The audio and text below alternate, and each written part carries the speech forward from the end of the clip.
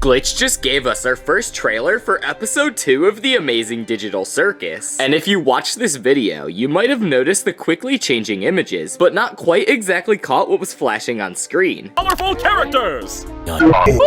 Did you catch it that time? You didn't? Well, don't worry, because in this video, I'm gonna be going over and analyzing every single one of these new characters that we just got in the amazing digital circus. The first character we see is an old Western style crocodile or alligator, or maybe it's a dinosaur or a lizard? I'm not really sure. Anyways, he appears to be wearing a hat reminiscent of that worn by Indiana Jones. I don't get much of a shoot 'em up type vibe from him like, say, a cowboy. Obviously, this character's from the Candy Canyon Kingdom. I mean, look around, of course it's a desert type area. Anyways, it's all but confirmed that Kane is gonna take them on a new minigame outside of the circus. But from what I can tell you, it's not actually inside the circus. So I'm not quite sure how that works in the setting of the show. But perhaps I'll make a theory about that another time. Anyways, my personal theory is that this dinosaur crocodile thing will be some sort of tour guide or ally of some sort to help the cast. Gooseworks also seems to really like this character, because shortly after the Wake Up Pomni It's Time to Go on an Adventure video dropped, she posted a picture of this character on her Twitter saying quote unquote my boy, which shows that Gooseworks maybe has some sort of attachment to this character. The second character shown is some sort of purple or blue bubble man inside of the same fast food location that we see Jackson, which is called Spudsies. Unlike our crocodile friend, he seems to be completely unfitting for his location. Maybe Spudsies is located in the Candy Canyon, as well as this bubble man is perhaps made out of some sort of hard candy or lollipops or something. What they are doing in the fast food chain and why Jax is working there is currently up for debate. But I'm getting a troublemaker vibe from this character, so maybe Kane sends all of the troublemakers to work in this minimum wage job as a punishment, which actually would make a lot of sense, and Kane is actually pretty smart for doing this. The third quote-unquote character shown to us is a reel-to-reel with seemingly no face. If you didn't know, a reel-to-reel is basically an old way of playing videos or movies before digital format files were created, and things like cassettes and vinyls, a more physical way of storing music, were relevant. If you know what a vinyl is, a reel-to-reel is sort of the same, but with pictures and video. Anyways, I'm not even entirely sure how this is considered a character, but maybe the two circles are the eyes and the big notch thing is its mouth. This seems to be in a darker lit room, maybe the same room where Kinger's attacking something with the butt end of a shotgun. But due to the simple design of the character, I like to think they're in some sort of haunted mansion or something, and maybe the old reel-to-reel will give them an overview of everything they will have to do. And when I think about it, Kinger would bring a shotgun to a haunted mansion, so that's the theory I'm gonna go with here. The fourth character we get to see appears to be one from the Candy Canyon Kingdom, and something about their design seems very familiar to me. The sharp teeth and eyes remind me quite a bit of the Gloink Queen, and I think this character will show up as a gag with the Gloinks again, but this time with a candy spin on it. And this plays into the previous theory I have, where the Candy Canyon Kingdom is another one of Kane's minigames, where he's gonna make the characters of the amazing digital circus do another task to keep them busy. And obviously, if this is some sort of Gloink Queen, they will be evil, but I personally think it'll just be something maybe as a recurring bit in the episode. But you can never be so sure, because the amazing digital circus is full of surprises. The fifth character we seen is a very cute looking ghost, and if you remember the theory about the haunted mansion from earlier in the video, I think that this ghost character will tie into that. I believe that the cast will be exploring through a haunted mansion and be looking for something or someone. Maybe since we see Kinger alone with his shotgun, Kinger will somehow get separated from the group, prompting everyone to go search for him. But Kinger is doing absolutely just fine with his trusty shotgun, kicking ass and taking names, which I personally am all here for. But a quick point I wanted to make is that at first, maybe I thought that this haunted mansion would be something brand new. The cutesy design given to this ghost rather than a more menacing one makes me think that maybe this will take place in the Candy Kingdom. But I also have trouble figuring out how a haunted mansion, a brand new area, and more will fit in less than half an hour. But of course, I'm always ready to be pleasantly surprised. The sixth character we get shown is a candy princess, which I would guess is the ruler of this Candy Kingdom. Something important to note is that they are literally Princess Peach. And I mean, their hair is seemingly made out of those disgusting peach candy slices, and their outfit looks incredibly similar to Princess Peach from Mario. If anything, I think at least one joke will be made about this. this. I can guarantee it. This is also even more likely because the creators of Glitch Productions also run a channel called SMG4, which makes a whole bunch of funny videos using the IP of Mario characters in their own to make funny situations. Anyways, I can guarantee that this queen will welcome the cast with kindness. Of course though, it's the amazing Digital Circus, and I think somehow the gang will find a way to be on the queen's bad side. Hell, she might even send an army of Candyman after them, but that's just some small speculation though. The 7th character we are shown is some sort of light blue ghost in front of a brown curtain. They appear to be wearing clothes from the early 1900s, and appear, obviously, to be a ghost, which if you have been paying any attention, this seems to be a recurring theme among these characters. I also noticed that this character seems to have a lot of human attributes to her. My theory is that she was an explorer in this haunted mansion location, and then she got possessed and turned into a ghost. The further in that I go, the more I just start to think that all of these characters aren't from the same episode, just because of purely how many are being shown, and I think this is a crazy amount of locations to have in episode 2. So what I think is that there will be one episode about the Candy Canyon Kingdom, and then another about this haunted mansion or whatever it is. Or they're gonna do something like episode 1, where the cast is gonna split up, half is gonna go to the Candy Canyon Kingdom, and the other half is going to go to this haunted mansion. And obviously we already know Kinger is gonna go there because he has a shotgun, and I think that Jax will go to the Candy Canyon Kingdom because he seems to be in some sort of like minimum wage job location, and I just have a feeling that would be there. Or maybe it won't and I'm completely wrong. Who even knows at this point? The 8th and final character shown is a blue screaming wooden mannequin, and this character is in the Candy Canyon Kingdom. Now, if you've watched a few of my amazing Digital Circus theories, you would know that it is widely speculated that these wooden mannequin puppets are placeholders for future circus members who find their way into the circus later on. We see proof of this when Pomni and Ragatha walk through the hallway to meet Kaufmo after he's been abstracted. If you look closely at the doors when we pass by, you will see many X's over the characters who have been abstracted, as well as the portrait of a wooden mannequin. And while at first people may think that the mannequin is part of the cast, if you look at the scene with Bubble and Kane eating at the restaurant, the rest of the Patreons at the establishment are the same wooden mannequins that we see. Well, we know about those wooden mannequins. There's really not much that we know about the blue ones. There's a chance that potentially this blue mannequin is a haunted ghost. This would make sense with the other couple of ghost characters that we've seen. But why would he be in the Candy Canyon Kingdom instead of the haunted mansion? There's just so much we're left in the dark about here. One more thing I wanted to show you guys to wrap up this video was this image Gooseworks posted a few weeks back with the reflection of some of the brand new characters. And as you can see in the order from left to right, we know that these characters are the Crocodile Man, the Blue Ghost Woman, the Candy Princess, and the Bubble Man. Why they are all shown together and why the left or rest out is currently unknown, but I predict that these 4 characters are the most significant for episode 2.